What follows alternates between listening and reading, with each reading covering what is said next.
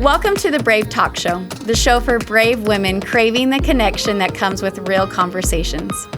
We are four unique women coming together with different perspectives, passions, and experiences. Our goal is to foster healing and connection by making the uncomfortable comfortable. Let's be brave here. Welcome back to the Brave Talkshow. Brave women, bold topics, nothing is off the table. And on today's episode, we're going to be talking about managing stress and burnout in today's chaotic world. I'm Teresa, and I'm here today with my amazing Brave team here. Vanessa, Robin, hello. and Brittany. Hey. Happy Ladies. to be here. Yes. So good to see you guys. So good to talk with you. It's been a while.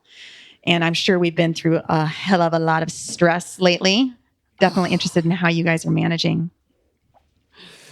We're all pulling faces right now. I wish this was recorded. I know. This was The a audio YouTube and video the you video. would see. Yes, all of our faces are like, yes, a little bit of stress, maybe Yeah. just a tiny bit. Mm-hmm. Who's going to go first? I'm still trying to figure out how I'm doing it. Yeah. I'm like, how am I managing my stress We and all, my okay, well, burnout? let's start off with the basics. We all have families. Mhm. We all have jobs, Mhm. Yes. right? We Yeah. all have a career or a business or multiple businesses. Mhm. And we all have a partner that Mhm. also manages all of that too, Mhm. right? Yeah. That works and full time. We have a wide range of children's ages, Mhm. and children, I feel like, never stop being needy. Their No. needs change, Jeez. Yep. but they never stop being needy. So, And the we've got older a they lot get, on the our more plate. opinions they have. Oh gosh, yeah. That's a And stress we're in its all- own. We're all four women who are very independent, right? Like we're strong, capable women, and we Mhm. also all know the power of self-care. Oh, yeah. And so we're also trying to balance that. Mhm. And even honestly, some self-care can be a little stressful where I'm like, I need to take care of myself. I need to make time for myself. And then Yeah. that adds to stress a little bit Yeah. too. So Mhm. Well, I'll jump in because I've been pretty transparent on my social media the last couple weeks that I am not okay. Jelly roll. I have kind of hit what I can feel inside of my nervous system, a little bit of like red alert about to hit crisis mode. Okay. And so thankfully, this has happened so many times because you ladies, we're always going to have really stressful things. And sometimes they're bigger things like my divorce. That was the most stressful thing in my life. Or, just different things. But I felt really regulated. I felt like I was doing really good. And then all of a sudden, I must have not been managing my stress as well as I thought, or I was just burning the candle at both ends and the flames finally met. But I knew immediately I was not okay. So the first thing I did was call up my therapist. I haven't talked to her in about a year and a half. And I was like, I need to get back in therapy because I need support. I could feel like heart, mind, body, and soul was like a physical reaction. reaction. And I've been here before that I know if I don't make myself first priority, I'm going to hit hard and everyone's going down with me. Yeah. And so I got back in therapy.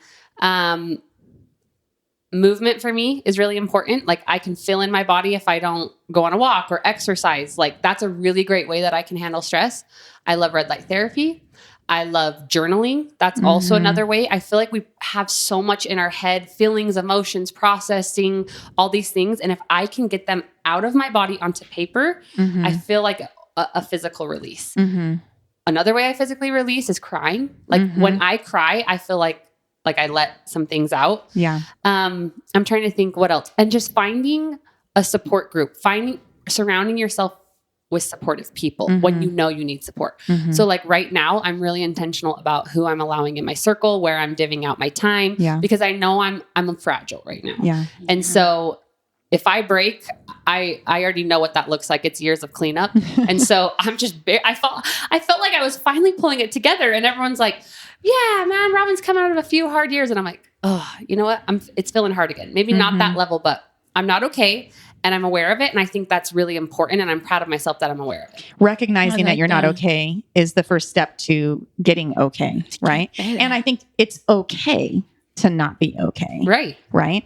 And reminding and not feeling any shame for that. I Yeah. think we all go through episodes or seasons of that. And so I'm proud of you. I'm proud for you getting yourself back into counseling. Yeah, You're inspiring me to now. I'm like, okay, now I know what I can discuss here, because I got myself into counseling at the beginning of this year. I decided I'm done. I'm done with how I've been doing things. I need to do things differently. I need to start changing some things in myself and how I am managing my emotions and how I'm processing my life. And so I put myself in counseling. I think it was like end of spring. And so I've been seeing my counselor twice a month, and it's been really, really helpful. I feel like I've had a lot of breakthroughs with myself in my emotional regulation, in my ability to emotionally disconnect in a healthy way from the inclination to want to control other people's emotions in order to help regulate my own. Can That you makes just any say sense? that again for all of us, please? I am helping myself in a healthy way emotionally disconnect from the inclination to control other people's emotions in order to regulate my own. Let me give an example. Yeah. So I want peace. I'm a person who seeks peace. And I am very hyper vigilant, and I can pick up on things without anybody saying it. And I can sense when peace is going to be disrupted in my house And you try and to control various it. people. Yes. Yeah. And I'm not controlling, but I'm not a Yeah, yeah, yeah. dictator. I'm not one that's like, you will, I control through how do I make sure It doesn't everyone get is there. happy? Yeah. How do I make sure don't say that? Don't do this. Let's do that. Mm. And sometimes, allowing other people's negative emotions To to affect trigger you. my own, right? Because I don't want them to feel that way. And oh my gosh, now everything's disrupted. And it really is my own issue. It really is my own issue. And I need to allow people to feel what they're going to feel, whether I like it or not. And, kind of going back to that Mel Robbins phrase that's been going around a lot is like, let them, and not make it my fault, as if I'm responsible for that. Yeah. And that's kind of, I don't know if that's a common issue, or if that's just my issue, or if that's common with a lot of women or mothers or wives to feel like they hold the responsibility to making sure everyone is happy in their house. But it's definitely have been an issue for me. Now, I did learn one trick. Over the course of this year, I have discovered in myself that I do carry anger, but I don't share it in a way that can make me an angry person, if that makes sense, right? I am like, again, I'm all about peace. Stuff it down, get rid of it. That's bad to feel that way. You need to forgive. You need to this, right? And sometimes if I don't, I think, let it out in a healthy way, it can come out in passive aggressive behavior, right? Whether I mean to or not. But that plate might be set down on the table a little harder, or maybe with a secret middle finger behind the person's head or something like that. And so one of the things my counselor taught me that I'm trying to do more, I've done it a couple times and it has been helpful. Okay, I want to share it with everybody. This is like total game changer.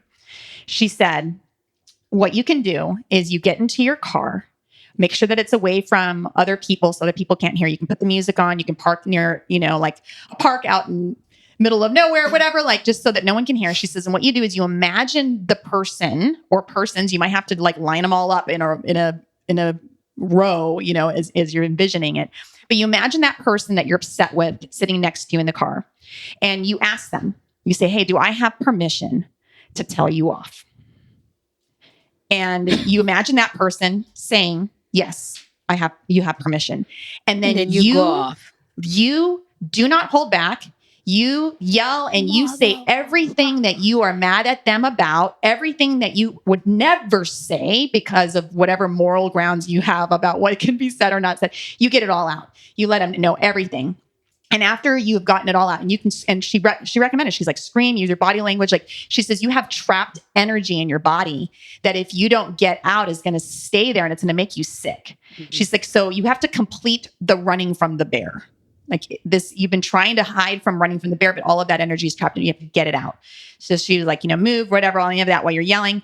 After you've said everything that you're upset about, then you ask that person who's not really there, but you're envisioning them, will you forgive me for carrying around this anger with me over this amount of time? And you imagine them saying, yes, I forgive you.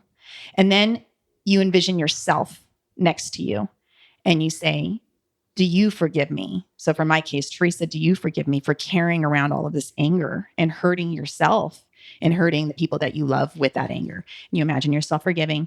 And then because I am I'm a Jesus follower, to me, it was important also to get right with God over my anger as well. And so she was like, yes. So envision, for my case, Jesus next to me saying, Jesus, will you forgive me for carrying around this anger and for saying some of the things that I have said?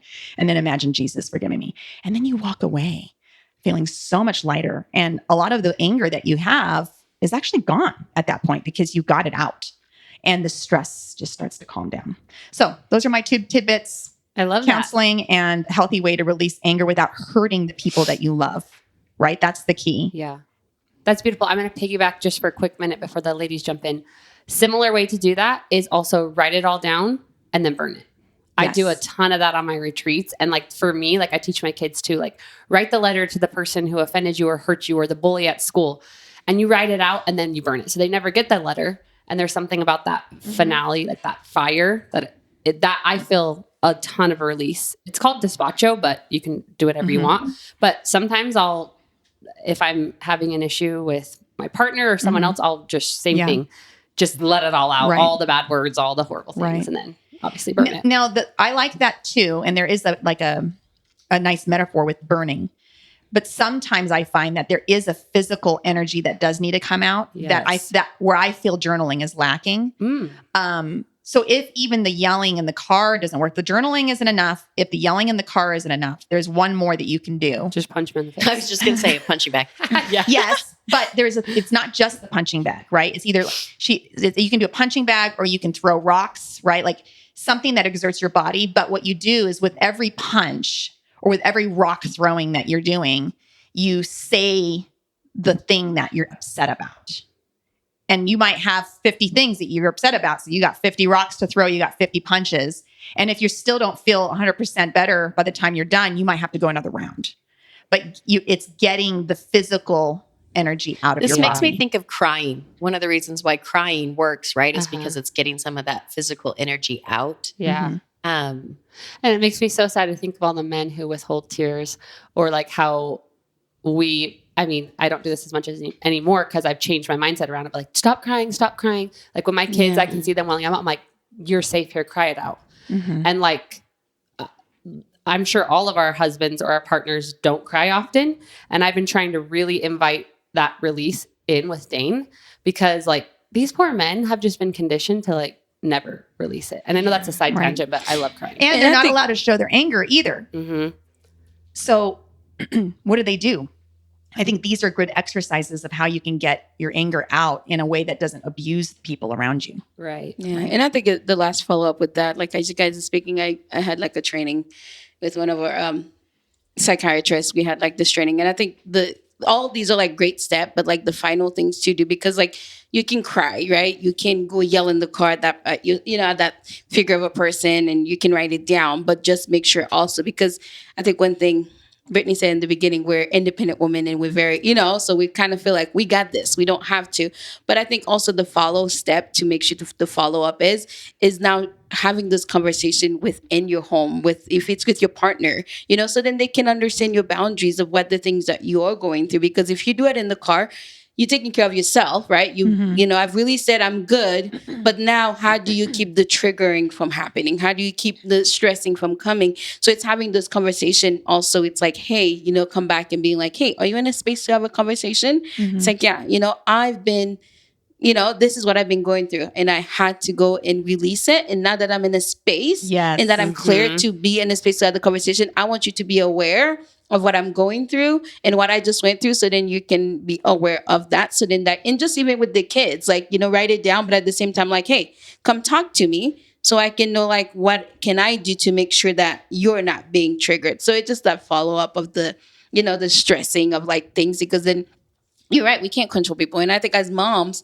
we do trying to control everybody's emotion in the house, but then we're like, I got this. This is my job. I don't, and I feel like that's what I get the chaos of. It's just like, I think my family, this is like, Vanessa's strong. Vanessa can handle it. It doesn't affect her, because they don't see it. And for a little bit, that's how I was being seen. Like, she doesn't lose it. she got it together. She shows up and she's doing it because that's what we're good at, right? And so to a point where I have to be like, okay, hold on. I do this thing where you sit in the car, but it's effective in my house. And, I learned it in school and everything's chaotic. And I do one scream and everybody quiet down. I just scream. Everybody stop. And I say, okay, I'm hearing mom. And it was last night too. I was in bed. They were supposed to go in bed, but it's, bedtime. Even though these kids are freaking 9 and 11 and 15. Never gets easier. I'm like, what the heck? Like, and they're in the hallway, they're fighting and everything. And it's mom this. And of course, daddy's right here too. And he's also doing the screaming at them.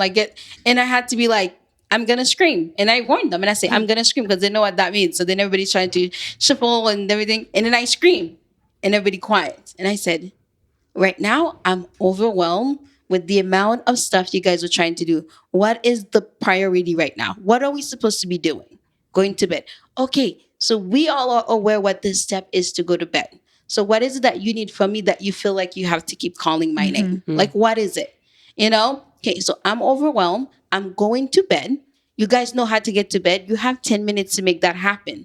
So let's get to it. And so it's kind of like those boundaries of and so that's how it's been like where I'm like, and I feel like with your kids, they have to, because we don't want to burden them, but at the same time, they need to understand there's a boundaries, there's a overwhelming, and what they're doing can become chaotic. Yes. And that's how to get them to be part of it. So it's not just you doing the work and they don't get to do the work. Yeah. So that's, One of the things that we're doing in our house, because we have a similar issue, and my husband, he's going through a healing process with his all of his health issues, which I've talked about in past episodes. For those who are new, it's like, we got cancer and autoimmune issues that he's battled, and stress has been really, really big for him.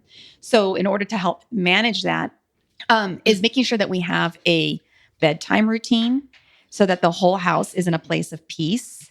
And so we're having to really work on that, but starting it way earlier than the typical 30 minutes before bed. It's okay, everybody, brush your teeth, brush your hair, jammies on. It really is like a 2-hour process. It's like changing the lights in the house so that everything starts to get. And now it's easier with with the daylight savings times being gone, but even with turning off certain fake lights in the house, right? Getting the tea, maybe some chamomile tea. No more, Spotify playing your rap music or whatever it is. It's like spa music and Japanese garden is our new favorite, that's funny. favorite playlist, and then maybe trying to, we're going to read a book or we're going to, do those types of things to get everybody settled in. So that's what we're intentionally shifting the energy. Yes. You have to. Because in the end, as part of stress management, sleep is so important. And if you don't get enough sleep, you're not going to have the ability to manage stress the next day. And these are skills we're trying to teach our kids. If they can walk away, at 18 from the house or whenever they leave, already knowing the power of sleep, right? In the appropriate hours, not sleeping until 3 p.m. I did when I was 18. They can they'll be set up for so much more success. So what I'm hearing is sleep, moving your body, making sure your mental health is on point, which means maybe enrolling yourself in some sort of coaching or therapy, surrounding yourself with the positive people, having boundaries, healthy release of anger, setting expectations. Routines are really, really big for me too in keeping the chaos and stress lower. I'm finding that. Is there any other things you would add? And then I want to ask you ladies, because those are the skill set. I want to know, is there anything techie or in your life that you're using, anyone's app or an Aura ring or red light therapy? I want to see if there's other tools outside of the skill set. Did I miss any of the skills? No, the skills are good that I got. Yeah, I would just add, so I've been learning, I've shared about femininity before on one of our past episodes, and it still is continuing to change my life. And I love it so much. We could do a whole nother episode on it where I just rant, but learning about femininity and how women weren't made to handle as much stress as men. We talked about how men they need to cry more and express more emotion. I agree with that. But I also think and believe that men were equipped to handle more than women. They can handle more stress. They can handle more than women. They don't feel emotions quite at the same level that we do. Emotions are our superpower. And so I've turned to Benton for more emotional regulation, physical touch for me, is huge. And sharing that with him, like, hey, I feel a physical difference when I hug you. He's been like, oh, really?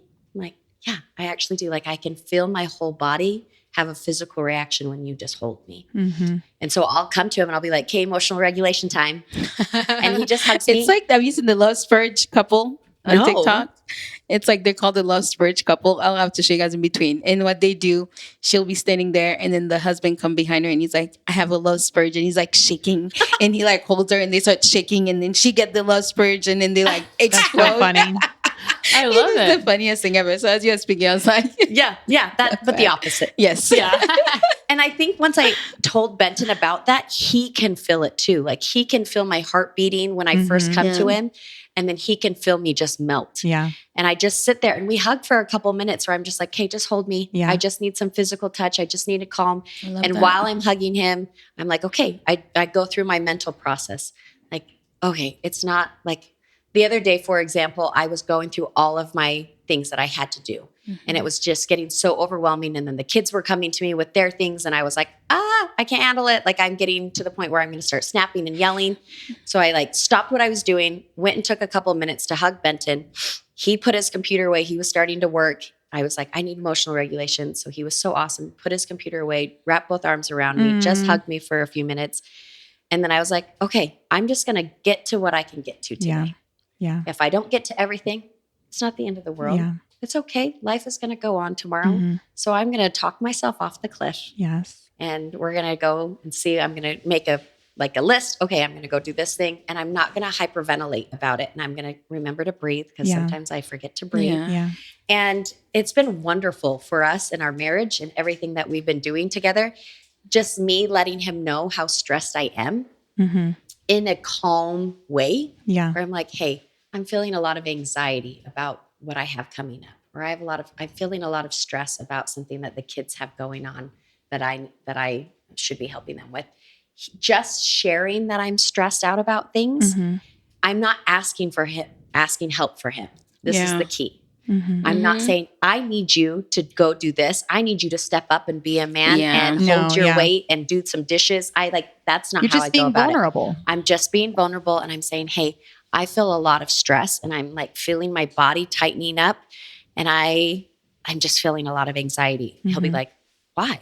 Yeah. Say, well, because I have A, B, C, D, E, all the way to Z. And then you know what? He hugs me and then he gets to work and he has been amazing. Men want to help us be stress-free. They don't like us being stressed out and chaotic and anxiety-full and you know what I mean? Like all of those things. Our men want us to be happy and calm and they will do what they can to help us. If he's a good man, right? Like if he's not crazy. Yeah. Right. And I think that's what everybody has said is just like, we all know our limit and that we're stressed, and we're going through something and then communicating those things. And I think that's big because Benton wouldn't know, right? If you had not, you have to communicate. You have to be able like, hey, I'm overwhelmed, and then you hope, because the thing is, of course, we would hope our men to be like, my gosh, she's overwhelmed. I'm going to go hug her, But I think sometimes they need that help to be like, hey, because they do see us in a strong, because for me, it had to be conversation with your host because he sees me as like, my gosh, you don't stop. Like you are so, like you're always going. Like, how do you make it happen? Like, and then of course, it's my biggest cheerleader of like, how can I help? But then this time I have to be like, yeah, I'm strong, but I'm overwhelmed a little bit. And sometimes we don't vocalize it. Yeah, we have to. Yeah. And I don't even know if sometimes I even realize it. I almost like need someone to be like, how are you doing? Yeah. Which I think this is helping me think of some other things that I'm doing. I'm like, oh yeah, we're doing that. That's making a difference. So 2 things to piggyback on what you said. First of all, question for you, Brittany.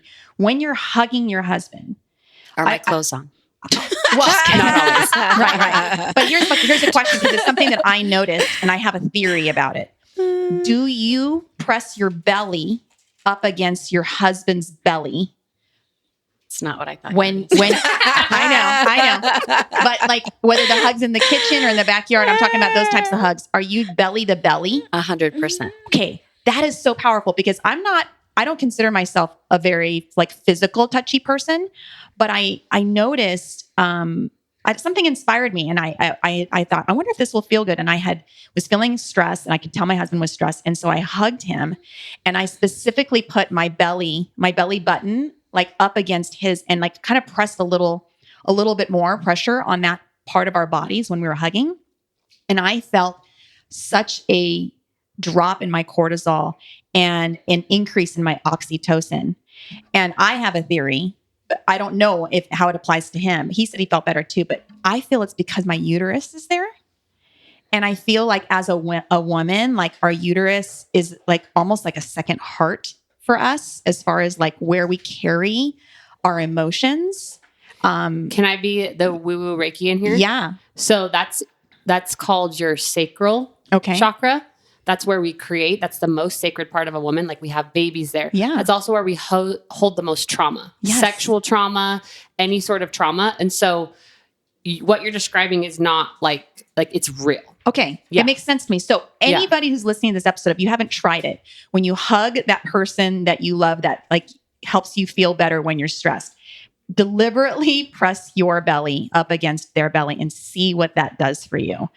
It was incredible difference for me. I just felt it was like immediate versus just like a hug where you press, maybe on the shoulders or like that kind of a thing, that pressure. And then the other part was that Owen and I started about maybe 2 weeks ago, couch time is what we're calling it, where at the end of the day, before bedtime routines, we're spending 15 minutes on the couch, phones off, nothing distracting us, and just, how was your day? What went well for you? What stressed you out? What do you need from me? How can I support you? It's been awesome. Really great opportunity because I don't vocalize it as much. I keep it to myself. I don't even realize that I'm feeling it.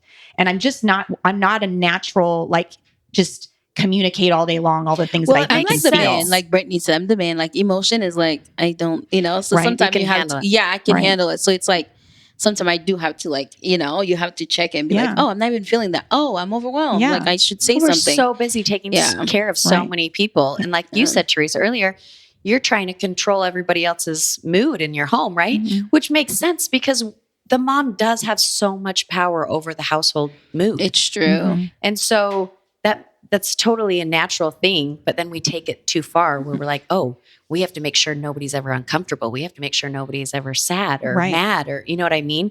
So I love that for you. I love that you're doing that. It gives me permission because I normally don't think about it. So now it's like, okay, this is my place and my opportunity to share. And your body can trust that it's going to have the opportunity to share. And that bodies rely on that. Mm-hmm. Bodies need to be able to trust you. Mm-hmm. Yeah. And the house is also, I think, as a mother, our mood dictates our household and how our kids, or, because then if we're not right, I think like our husband feels it, our kids feels it. So then everybody's like a little like, okay, so that's why we have to make sure that we're okay, and taking care of our health. Because I think if we're not, like our body's responding, we're getting sick, then it's just chaotic. So I think that's why it's a priority to always make sure that, okay, I am listening to myself. Yeah. I am listening to those little moments. And I'm communicating with everybody that like, I'm not okay. I can be strong, but there will be days out of that 30 days in the month, there will be a day that will be like, I'm overwhelmed. Mm-hmm. And I hope everybody can be like, okay, how do we help? So because they're all relying on us. I also want to say that I think we need to look at ourselves and see what extras we are taking on, because we can be like, I'm stressed, I'm overwhelmed, I need help. You're not changing anything, but you're not looking in the mirror and being like, okay, are there things that I'm adding on extra to my life that don't actually need to be here, that I could relieve my own stress by just saying no to something or getting rid of something in my life, delegating. Mm-hmm. Is there something that I can help myself with instead of, begging my husband to help me or resenting him because he doesn't help enough around the house or whatever it is? Like, are there things that we can take out of our lives that aren't necessary? I was actually just going to say that burnout is just a collection of obligations you said yes to when you shouldn't have. Love that. And so asking yourself, is this an obligation or is this an alignment? Those are two different intentions. An alignment is something that I'm not going to put on the back burner. That's my purpose here. That's my passion here. That's what I'm supposed to do in this life. An obligation is an extra I took on, maybe for myself, maybe for you, maybe for a neighbor. And then you got to stress people about it because you take it on and then you're like, why is he not helping me? Why it's just like, why? And that's kind of the same thing because I'm like, I'm going to do what that's like, Yahosh, I'm like, people always says like, oh, he doesn't even like, I'm like, think about, I'm like, I don't know if you always clean the bathroom, but I'm like, that's not my, you know what I mean? I'm not, you never find me to be like, you don't do the dishes, you don't do that. It's kind of like, oh no, like I'm not, you know, don't expect that. You don't not put no that on him. expectation. Yeah. And then so it's like, so when the help comes, it's like, oh, thank you. That's great. But I'm like, I love the alignment and the thing, because it's kind of like, oh, I can put that to the side. I don't have to do that, you know? And then I'm not going to stress my kids out or my husband out because of something I take on that I don't need to take on. And you got to be honest with yourself. Yeah. Like there's so many things where we're like, yes, of course I have to plan the birthday party. My kid needs a birthday party. That's an obligation. You know, take on obligations at school, PTA president, room mom, church callings. Like women already are naturally, I say no. Yeah, women already naturally are going to be a people pleaser, and they're going to overcare, and they're going to take on more than they can't. And sometimes we get in a toxic cycle that actually gives us our self-worth, is that we're doing all these things. And then before you know it, you're absolutely out of alignment and you're not living the life you want to live. True. You're so burnt out. Everything's gone. And I think we've talked about like the comparing too. It's kind of like looking at other people and being like, well, they're all doing this. They go to they do this, they do this. But it's like, you have to know what your limit is, you know? So once it can show up for every, you know, there's the sign up and you see the same name. Maybe that, you know, maybe that's not your thing. You know what I mean? And it's okay to look at it and be like, oh, instead of trying to move the schedule and be like, well, if I do this and then I run over here and then I run there, I can get it all done. Like, you know, at the birthday party, well, I need to pick up all this to make sure the birthday party is perfect. But then it's like, but do you have to? Do you really need to be doing that? You know? I think creating the slowness instead of waiting for it. Yes. Like life will never slow down. There's definitely so seasons, true. right? But like, there's no such thing as balance. And this is what I tell people. A teeter-totter, a seesaw, whatever you call it, you never see it just balanced like this. It's flipped one way or the other. And the purpose is to shift one way or the other. Yeah. So some seasons of my life, I feel heavier on work. Some seasons of my life, I put more intention into motherhood or friends or whatever it is. But a seesaw was never intended to stay flat. There is no such thing as balance. But what is supposed to do is the movement. So if you have always been swung one way, you're not using the seesaw right. It's time to tip it the other way. Yeah. But people feel like I guess we've been like cultured to think that we should find balance or we should, you know, it'll eventually slow down. It won't. You have to create it. So create those moments of slowness in your shower. Make it ritual. Like a no chaos zone. I'm in my shower. This is my minute right now. I'm doing my red light therapy. No one bother me.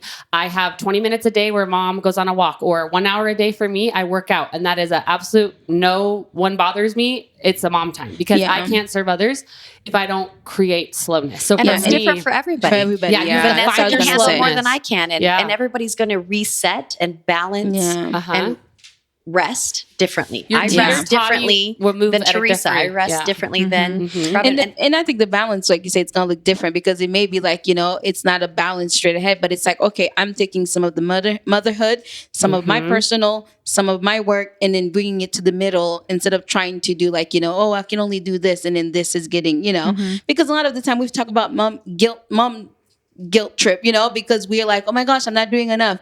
I think it's just taking enough to fill your cup. And whatever that cup looks like in the morning, like you say, you are like, oh, I have 1, 2, 3 to get done. How am I going to do this? But then maybe he's looking at all of it and be like, okay, from motherhood, I can achieve this today. From, you know, work, I can achieve this. And then from my personal, like always making sure there's like, this is what my cup is going to, like, it's like if you're going to make the perfect, like, smoothie in the morning, right? You're going to pick the stuff you want to put in there that's going to give you the boost to get going. So it's just going to all those little, you know, things we got to do and picking the things that really we want to align with for the day. So that's my cup for the day. It's going to fill you up. Yes. And that's what's going to fill me up. So I want to take that cup that I just fill with the stuff that I need. Yeah. And that's my focus. And that's going to be what I'm going to fulfill for the day. What I hear from all of you guys and everything that you're saying here is a radical ownership of your life and not allowing life to run you. You run your life. And that requires saying no, saying yes, and really being proactive. And I think also like anticipating and just knowing like your day today, no matter what you have planned, there's going to be something that happens that's out of your control. There are going to be conflicts that you didn't anticipate. It is not going to be a smooth day. Like already know that. And how do you plan to respond? The one last thing I wanted to say was perfectly piggybacked off that. Women try to rebuild their whole life on freaking Monday. That's not how it works. Like micro routines, micro steps. Like don't try to go and change your whole workout routine, change your whole relationship, change when your kids come home from school today. Now it's a whole new thing. That's going to increase your burnout. Micro routines. Some things written down are like 90-second breath rests, 3 minutes of grounding touch. Mine's red light therapy. I do breath work on myself, 5-minute journal drops, walk in silence, go to the gym, whatever it is, you're not going to rebuild your life on a Monday. It's step by step. So I love that. Tiny little micro routines instead of like these big, huge, overwhelming, massive goals. You're never going to accomplish those. Perfect way to like kind of like end it. Cause it's so true. Like, it's like Monday, you want to be like, let's get a new, it's like the reset for everybody, but it's everything. Like, it might need to just little step. Yeah. And today. So that was great. Don't overlook the small things, right? Yes, that was what your message was too. Robin, was just don't overlook the small things. You might be overwhelmed and stressed, and that's okay. Yeah. We all are. And there are things that you can do to manage. It's simpler than we think. Yeah. I think we look at our life as a whole and we're like, we're so overwhelmed. We've taken on too much. My relationship is struggling a lot, but the solution isn't as big as the problem. And also, the solutions are little. And also I think we want to say there's a side of people that has, I think you said in the beginning, not so great partners, right? That they are doing all this stuff, but then they don't have the support on the other side. And I think those people that are going through that just know, like, take a breather and try to find the calmness, whenever that is for you, and ask for help. Like, it's okay to go to your partner and say, like, I am drowning, especially when you have a partner that is not even putting your self-care at first, because I see that a lot where it's just like this person is carrying every single thing and drowning. And so they don't have the support. So I think the other side of that is like trying to find some community within yourself to walk away. And I think when so part of my work is I go into homes. So I don't just do foster care. Like, the biggest part is going into home and provide services, meaning the kids are at home, parents are at home, but there's something that's not working that's really causing a lot of mental health. And my job is to go in the home and teach tools and skills and help. And I got a call. Usually we're supposed to be off at 5, right? There's after hours people can call, but this is my case. So she called and she was just like crying, like, everything's falling apart, I don't have it. And so I dropped, and I went to stop in the home, and it was just like, she was just like, it was just chaos, right? You walk in, kids, and it was just thing. And then, like you said, and my husband is just like in the video game, like, and that's I'm telling you, and probably how he copes. Because he just got home from work, but and that's the thing. And she's like, listen, I say, get in the car and go. He's capable. Like, you know what I mean? Just because bawling and everything, just go, like you say, get in the car. And I'm like, just go 5 minutes, right? And then looking at him and being like, and it's not a yelling, it's not a scream, it's kind of like, hey, can you take 5 seconds, take a pause, right? I know you need this. How long you been on it? Well, 2 hours. Okay, great. Now maybe not a second. Let's take a little time off. You are done let's for put the this night. down and then look around. And you're like, where is she? She's not here. She's taking a breather. Okay, so now you try it. You know, and then that was kind of like foreign for him, because it's like, well, what do I do with them? Well, I think the them is your kids, so I don't know.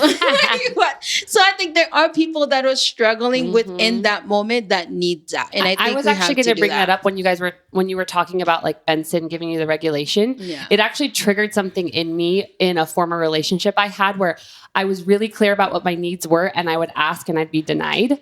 Yeah. And it just gave me pain for anyone listening who's like, I have asked, like, I've been clear. First of all, you have to know your own needs, right? Yeah. So if you don't know that you need emotional regulation, no one can help and support you. So the first step is find who you are, find your needs. Then you have to build a supportive circle with friends and family and your partner. But if you then know how to clearly communicate your needs and you ask someone to help and they choose not to, or they directly tell you no, that's when it's time to make a shift. Yeah. And we tried everything, like, well, he'll get better and he's lost and a decade of my life is gone from that, right? So here's some things that I've been learning about that too, because I've experienced both. I've experienced where Benton has been a workaholic, very successful man, right? He dove into work. That's how he coped with life, was working. Because he was good at it. He was good made at him feel it. good. Why right. not? That's his comfort. That's his comfort zone. That's his it. comfort zone. Yeah. I'm going to go work harder and work more. And so that left me home a lot. And a lot of my needs were not being met. Yeah. But there's this whole epidemic right now where I feel like we as women are so strong and capable that when our man doesn't step up, we do. We accept it. Yeah. When he leaves a void, we're like, oh, I got it. Yeah. I got it. And then pretty soon, our emotions are completely irregulated. Our hormones are out. And then resentment. all of the things. And all our of the light things. burns out. But we are capable. We are 100% Very. capable of taking it all on. But not for a long And so time. we do. And then we create lazy men who go play video And games. I Who literally- social, I was literally having scroll. a conversation. I said, and it was not judgmental to, and it was like the relationship. You're seeing it, like you said, you see a woman being like, "Well, my husband, like when you go in this mom group, he doesn't do this, he doesn't. He'll be married for 15 years," and I'm like, "But we enabled this behavior, And you accept what you tolerate. We accept it. Yeah, we Yes. enabled it, and now we are burning out, and we're like, help, and it's like now you're trying to retrain this grown man that has been okay. Like, well, you've done it. Why do I have to do it now? Yep. And I think that's why we have to speak up and say 100%. something. And I love why you talk like it has to be calm. And I think the stuff we were saying in the Start with beginning, that. start with Then yourself, so start you with the can car, do- start with the Yeah. thing, and then that way then you can come, because also you can't walk to somebody and start saying like yelling and screaming, Then they're gonna get and then they're defensive, and it's defensive, not they gonna shut work. down. Yeah. And so, but we have built, enabled these And that behaviors. takes radical accountability for a woman to realize Yes, we have she to take created it. that. Yes. She accepted the behavior. She didn't do it fully, but she helped. she helped right? it. Yeah. It takes two Like, people. I have and that, friends and family members who like to bitch and moan about all of their issues with their spouse. And I've got to the point where I'm like, it What are you takes doing two to about it? tango. Like, you might not be 100% liable for the fact that he's a gamer and you think he's failure to launch, but like, where is your accountability for accepting less or enabling Being the okay with it, behavior? yeah. And like, we have to own that part of us, and then If we we can want take change, action. And yeah. guess what? Sometimes action sucks. Sometimes you realize It's your worth, uncomfortable. you know your standards and your boundaries, and you bring them to the table, and the other person bounces. Yeah.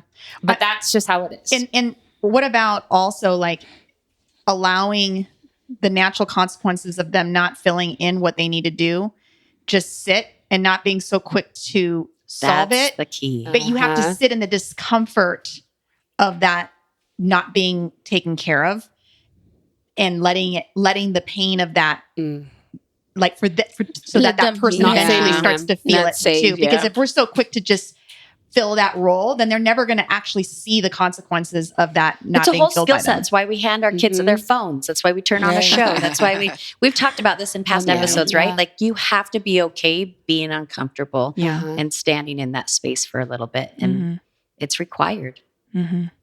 Well, I think that's a really great place to end the episode. I have a couple of book recommendations for anybody who's readers, and if you guys have any that I've read. One recently that's been huge for me is don't get fooled by the title. It's called Do More Better, but it's actually about doing less. And the idea is by doing less, you actually do more. Because if you stay in your superpowers, and so it helps you really zero in on what your strengths are and what to eliminate from your life and what to focus in on. And then it gives some even suggestions on some tools to use to help manage everything. It's a short book. It's easy to read and game changers. So I highly recommend Do Put that in More the show Better. notes. Yeah. That's great. Yeah, that's a good episode. All Great right. job. See you guys next time. See you you then. next time. Thanks for joining our Brave Conversation. If you enjoyed this episode, be sure to leave a positive review and subscribe to this podcast for more Brave Conversations. We encourage you to be brave and continue the conversation on our social media platforms everywhere at The Brave Talk Show. See you next week. How you do the things that you do.